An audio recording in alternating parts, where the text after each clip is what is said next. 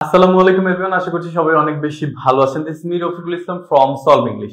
সাধারণত আমরা ওয়ার্ডের সাথে এস বা ইয়েস যোগ করে প্লুরাল করে থাকি। যে কোনো ওয়ার্ডকে আমরা প্লুরাল করতে চাইলে এস বা ইয়েস যোগ করে প্লুরাল করতে থাকি। তাহলে নিউজ, এটা কি প্লুরাল? নিউজের থেকে যদি আমরা এসটা মুছে দেই তাহলে কি মানে সিঙ্গুলার ফর্মে চলে যাবে নিউ, কিন্তু তখন তো মিনিংটাই চেঞ্জ হয়ে যায়। তাহলে নিউজের সিঙ্গুলার ফর্ম কি সেটা আমাদেরকে লিখে জানান কমেন্ট সেকশনে। আর দেখতে থাকুন, শিখতে থাকুন, সলভিং ইংলিশের সাথে থাকুন।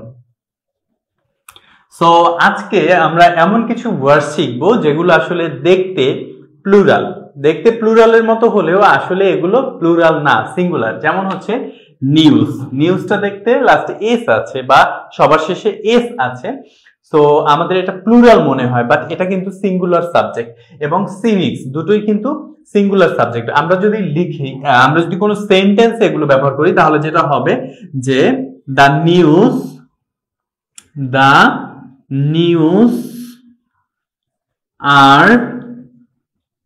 আর false, FALSE, false. The news are false, তাহলে কিন্তু ভুল হবে।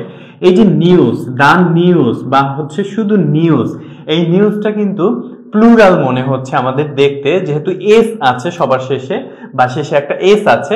আসলে কিন্তু এটা প্লুরাল না, আসলে এটা সিঙ্গুলার একটা সাবজেক্ট। তো সাবজেক্ট যদি সিঙ্গুলার থাকে তাহলে আমাদের কি করতে হবে? ভার্বও সিঙ্গুলার বসাতে হবে। আমরা আর বসাতে পারবো না, আমাদের বসাতে হবে the news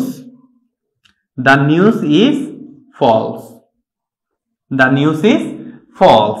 so singular subject, singular verb. এরপরে আমরা দেখতে পাচ্ছি সিভিক্স। সিভিক্স এটাও কিন্তু প্লুরাল মনে হচ্ছে দেখে, বাট এটা কিন্তু আসলে প্লুরাল না, এটাও সিঙ্গুলার একটা সাবজেক্ট। সিভিক্স হচ্ছে একটা সাবজেক্টের নাম। সো আমি যদি বলতে চাই সিভিক্স আর মাই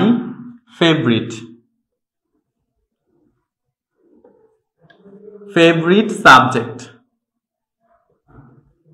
তখন কিন্তু ভুল হবে, কারণ সিভিক্স এস আছে বা এটা একটা সাবজেক্টের নাম, বাট এটা দেখতে প্লুরাল মনে হলেও আসলে প্লুরাল না, এটা হবে সিঙ্গুলার সাবজেক্ট। এই জন্য আমাদের কি করতে হবে? সিঙ্গুলার ভার্ব ইউজ করতে হবে। তাহলে আমরা বলতে পারি সিভিক্স ইজ মাই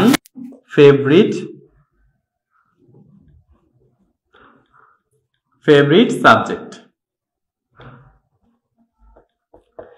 সো আপনারা এরকমের কিছু সাবজেক্ট আমাদের কমেন্ট সেকশনে লিখে জানেন যেগুলো দেখতে প্লুরাল মনে হলেও আসলে সেগুলো সিঙ্গুলার। সো দেখতে থাকুন, শিখতে থাকুন, সলভ ইংলিশের সাথে থাকুন। আসসালামু আলাইকুম।